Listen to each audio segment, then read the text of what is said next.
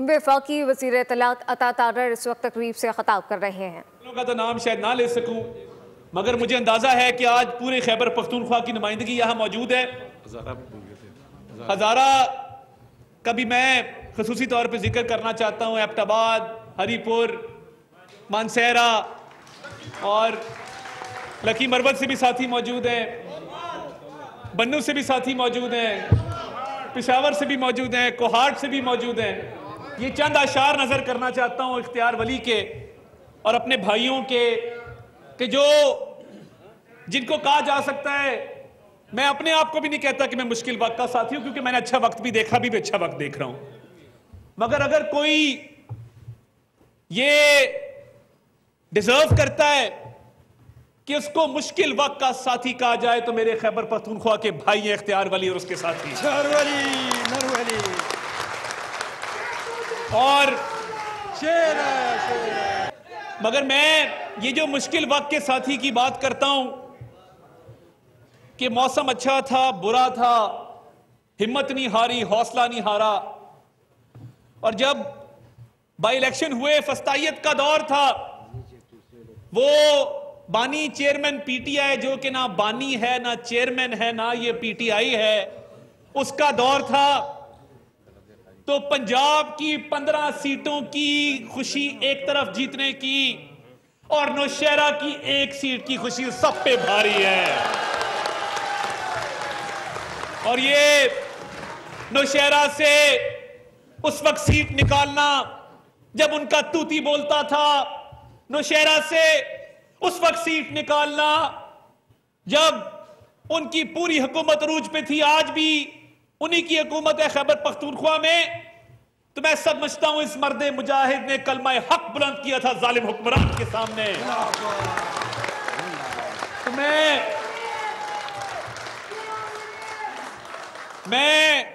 चंद आशार इस बहादुर भाई के नाम और आपके नाम करना चाहता हूं और वो शेर पढ़ूंगा, फिर उसके बाद तकरीर करेंगे। मैं कोई सियासी तकरीर के अलावा कोई और बात नहीं करना चाहता, क्योंकि इस सियासत ने हमें बनाया है, मुस्लिम लीग नून ने बनाया है, मियां नवाज शरीफ, मियां शहबाज शरीफ के हम कारकुन हैं, तो हम यहां पे इकट्ठे हैं आज। तो मैं ये चंद अशार इनकी नजर करता हूं और आपकी नजर करता हूं कि कब यारों को तस्लीम नहीं, कब कोई अदू इनकारी है, कब यारों को तस्लीम नहीं, कब कोई अदू इनकारी है, इस कुए तलब में हमने भी दिल नजर किया जांवारी है, इस कुए तलब में हमने भी दिल नजर किया जांवारी है। जब साजे सलासिल बजते थे हम अपने लहू में सजते थे, जब साजे सलासिल बजते थे हम अपने लहू में सजते थे, वो रस्म अभी तक बाकी है, वो रीत अभी तक जारी है। और कुछ अहले हशम, कुछ अहले सितम मैं खाना गिराने आए थे, दहलीज को चूम के छोड़ दिया, देखा कि ये पत्थर भारी है। और ये उन के लिए जो बड़े कमजर्फ हैं कि हमारी आज भी जो हालत है, मैं अपने साथियों के नाम ये करता हूं कि जख्मों से बदन गुलजार सही, जख्मों से बदन गुलजार सही, पर उनके शिकस्ता तीर गिनो, खुद तरकश वाले कह देंगे ये बाजी किसने हारी है। और आखिरी शेर इसके हवारी है ना, तो इनके बारे में है कि वो जो कहता था कि कुछ नहीं होता, वो जो कहता था, इख्तियार ज़ाला आपकी तवज्जो मतलूब है, तो वो जो कहता था कि कुछ नहीं होता, अब वो रोता है तो वो चुप नहीं होता।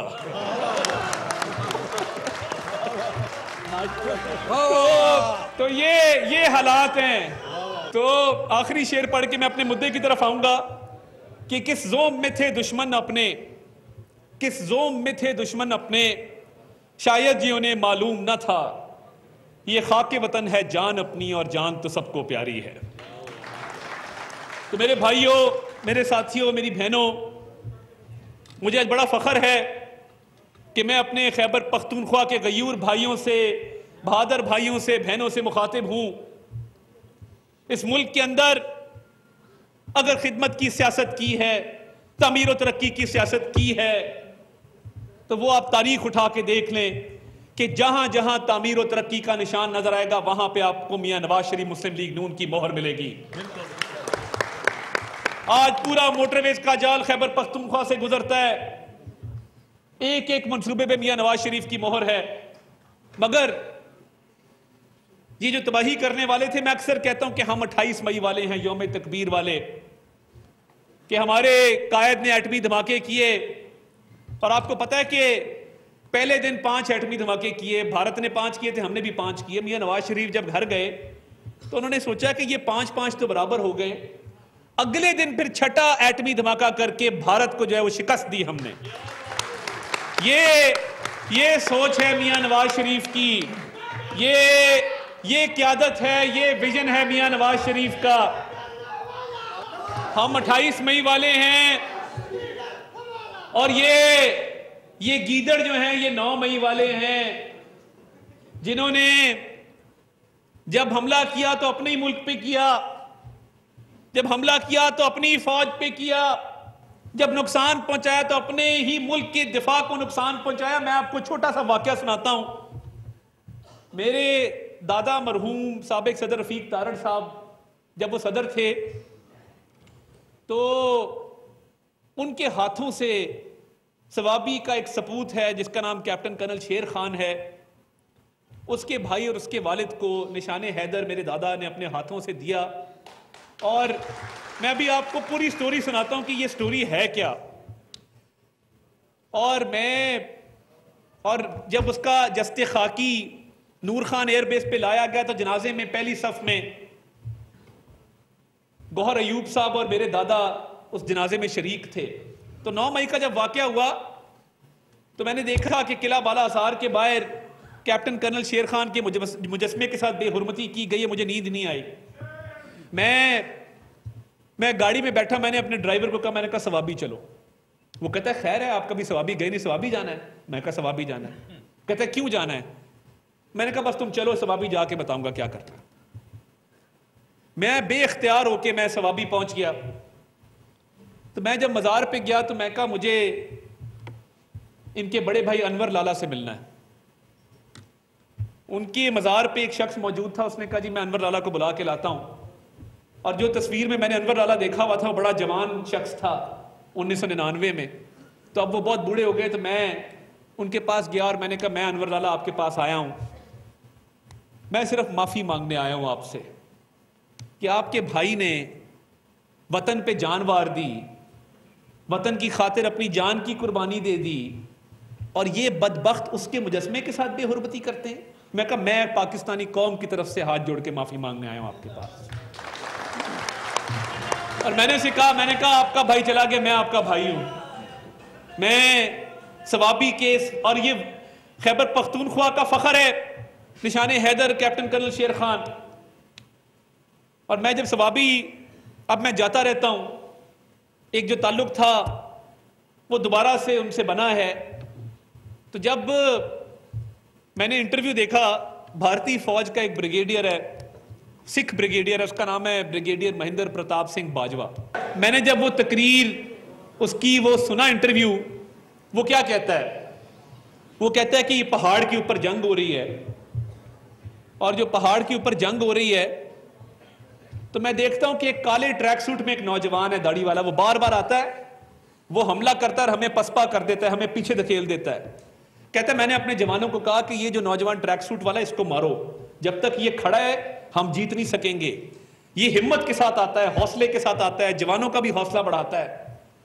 तो ये तो जब तक इसको ये खड़ा है हमारी बात नहीं बनेगी। तो कहता है कि हमने सारी गोलाबारी, सारी फायरिंग उस नौजवान की तरफ की। सवाबी का वो जवान जो उस पहाड़ की चोटी पे बहादुरी से लड़ रहा था। कहता जब हमने उसको शहीद कर दिया तो मैंने कहा कि इसका जस्ते खाकी मेरे पास लेके आओ, मैं देखना चाहता हूं कि ये कौन बहादुर जवान है जो है उस तरफ से लड़ रहा है, मगर मैं देखना चाहता हूं। कहता जब वो उसका जस्ते खाकी लाए तो मैंने उसकी जेब से जो कागज़ निकले तो पता लगा कि इसका नाम शेर खान है। और कहते मैंने उसके जेब के अंदर एक खत डाला। वो अंग्रेजी में उसने खत लिखा कि वन कैप्टन कर्नल शेर Khan of 12 Vanillai has fought very bravely and must be given his due recognition. ये दुश्मन लिख रहा है कि कैप्टन कर्नल शेर खान ने बड़ी बहादुरी से मुकाबला किया है, तो इसकी बहादुरी का इसको सिला मिलना चाहिए, इसको कोई ना कोई नवाजा जाना चाहिए।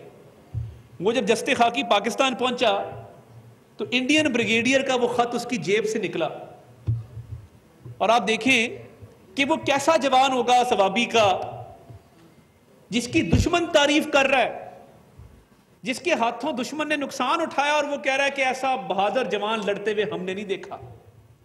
और ये बदबख्त सियासी फायदे के लिए उसके मुजस्मे को इन्होंने मस्मार किया। किस लिए? कि इनका लीडर जो पाकिस्तान का दुश्मन है उसकी खातिर। ये बात बहुत पहले हम समझ चुके थे कि पाकिस्तान और इमरान नियाज़ी इकट्ठे नहीं चल सकते, और इंशाअल्लाह ताला ये जो 1 साल गुजरा है, और क्या वजह है कि केपीके के अंदर ग्रुप्स बनने शुरू हो गए हैं। एक अली मीन गंडापुर का ग्रुप है, एक जुनैद अकबर खान का ग्रुप है, एक शेर अफजल मरवत का ग्रुप है। ये जो 6 ग्रुप बन रहे हैं, इसकी क्या वजह है? इसकी वजह यह है कि ये मुल्क के साथ मुखलिस नहीं तो अपनी पार्टी के साथ कैसे मुखलिस हो सकते हैं।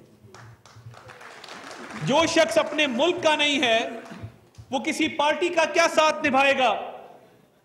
और मैं आज दिल की बातें करूंगा, मैं सियासी कारकुन हूं, मुझे लगी लिपटी कि बगैर बात करने की आदत है, और इसलिए मैं अभी जो बात की कोई लिखी हुई तकरीब नहीं है, मैं दिल की बातें आपसे करने आया हूं। इस 1 साल में देखें ना मुल्क कहां से कहां आ गया। और मुझे ये बताइए, मियां शहबाज शरीफ ने भरपूर काविश की और उसमें मईशत बेहतर हुई, डिफॉल्ट के दहाने पे खड़े थे, और ये बदबख्त दुआएं मांगते थे कि मुल्क डिफॉल्ट हो जाए। डिफॉल्ट का मतलब पता है आपको? अगर खुदा ना खास्ता ये मुल्क डिफॉल्ट हो जाता तो बैंकों के बाहर लाइनें होती लोगों की पैसे निकलवाने के लिए, लूट मार चल रही होती है आपके शहरों के अंदर, पाकिस्तान में एयरलाइनें आना बंद हो जाती, कारोबार ठप हो जाते, शटर डाउन हो जाते, और चोर डाकू गलियों में फिर रहे होते। ये चाहते थे कि पाकिस्तान डिफॉल्ट करे। ये टीम वर्क है जिसकी मियां शहबाज शरीफ जिक्र करते हैं और ये तनकीद करते हैं। मैं 100 दफा कहूंगा कि ये इंशाअल्लाह ताला टीम वर्क जारी रहेगा, जिसमें जनरल सैयद आसिम मुनीर का पूरा किरदार है इस मुल्क की मईशत की बहाली के अंदर। मुझे कोई आर नहीं है बात करने में। और ये 1 साल के अंदर महंगाई नीचे गई, बिजली सस्ती हुई, मुल्क के अंदर आलमी इदारों ने मुल्क की मईशत की तारीफ की, मुल्क के अंदर शंघाई कोऑपरेशन ऑर्गेनाइजेशन का इजलास हुआ, 12 वज़राए आज़म आए, चैंपियंस ट्रॉफी पाकिस्तान के अंदर हुई, रोज बरोज मईशत बेहतर होती जा रही है, सिर्फ 1 साल के अंदर, नेक नीति और मेहनत के साथ और टीम वर्क के साथ। और क्या वजह है कि खैबर पख्तूनख्वा में इनकी हुकूमत है पिछले 11 साल से, 11.5 साल से। तो क्या वजह है कि वहां पे तामीर और तरक्की नहीं है? किसने रोका है कि वहां पे सेफ सिटी बनाओ? पेशावर के अंदर, लाहौर में शहबाज शरीफ ने बनाया ना, तो क्या तकलीफ है? क्यों पेशावर में सेफ सिटी के कैमरे नहीं लगाते? सीटीडी फोर्स बनाई शहबाज शरीफ ने पंजाब में, और पूरे मुल्क में उसने ऑपरेशन किए। क्या वजह है कि आप वहां पे सीटीडी फोर्स नहीं खड़ी कर सके? क्या वजह है कि वाकया पेशावर में होता है, उसका सैंपल लाहौर की लेबोरेटरी में जाता है फॉरेंसिक लैब के अंदर? क्या वजह है कि लेडी रीडिंग हॉस्पिटल उसी तरह का है जिस तरह आज से 20 साल पहले था? यह वजह सिर्फ बदनीति है। ये कहते हैं कि हम तो अवाम की खिदमत करने नहीं आए, हमें तो वोट मिला है अपने लीडर की खिदमत करने का।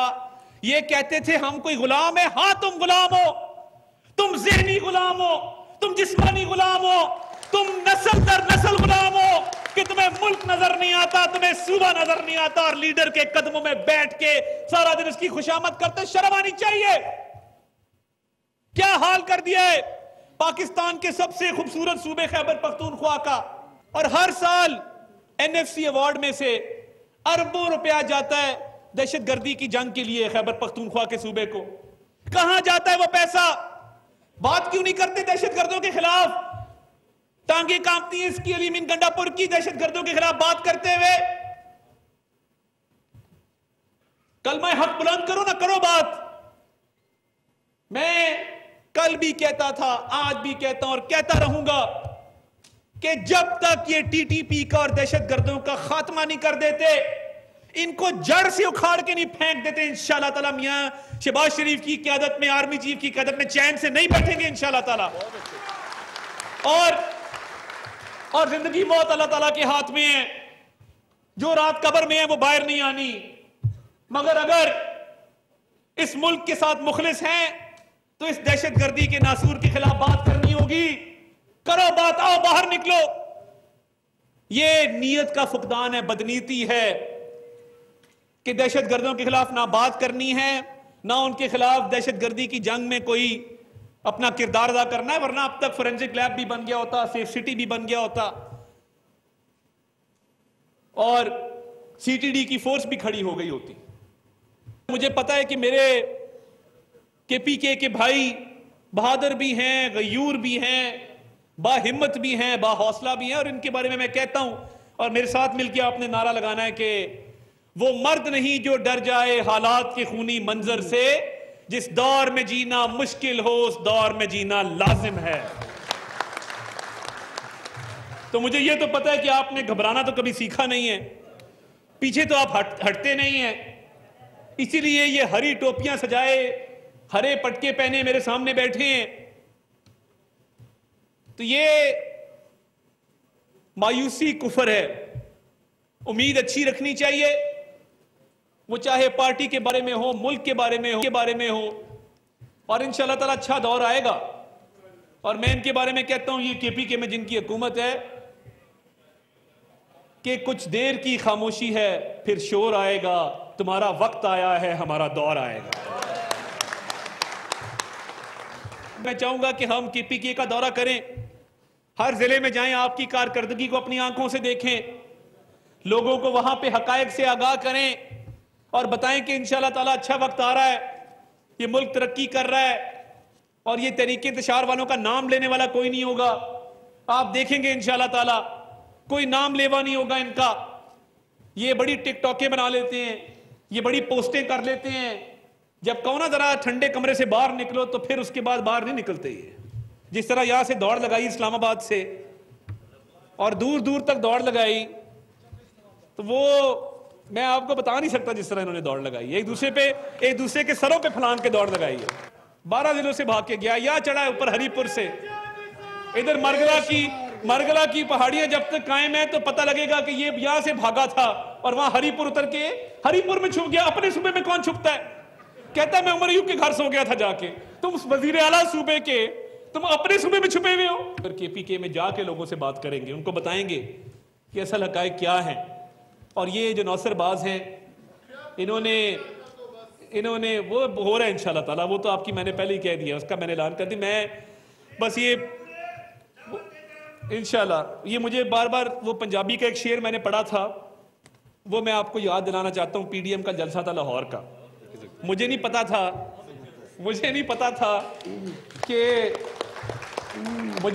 कि इतनी जल्दी वक्त तब्दील हो जाएगा और इतनी जल्दी अच्छा वक्त आ जाएगा। तो मैंने उन्हें कहा था कि तेनू जुल्म तो डकना नहीं, जिसका मतलब है कि तुम्हें जुल्म से रोकना नहीं है, बस इन्नी गल समझानी है, वेले दी वाग वैरिया साडे हाथ भी आनी है। इतना ही मेरे लिए बायसे फख्र है। और इस पार्टी में ही आंख खोली थी, और जब तक ये सांसें चल रही हैं, रगों में खून दौड़ रहा है, मुस्लिम लीग नून, मियां नवाज शरीफ, मियां शहबाज शरीफ का झंडा इंशाल्लाह ताला थामे रखेंगे। पाकिस्तान मुस्लिम लीग नून यूथ कोऑर्डिनेटर के डिविजनल, जिला और तहसील के ओहदेदारान का ये इजलास वफाकी वज़ीर इत्तलात अता तारर का तकरीब से खिताब। कहा कि कारकुनान पार्टी का कीमती असासा है। खैबर पख्तूनख्वा के खय्यूर अवाम ने कभी साथ नहीं छोड़ा। सब्सक्राइब करें और बेल दबाएं ताकि कोई खबर रह न जाए।